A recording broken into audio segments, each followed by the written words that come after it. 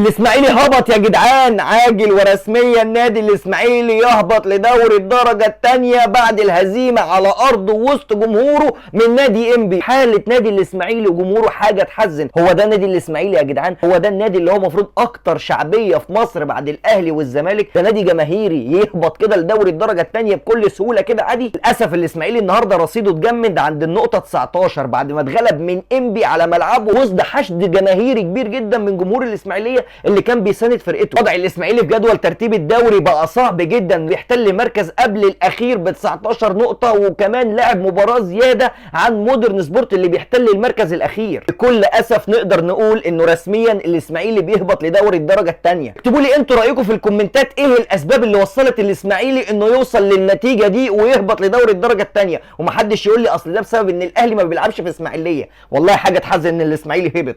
اما اروح اشرب شوب مانجا يروق اعصابي.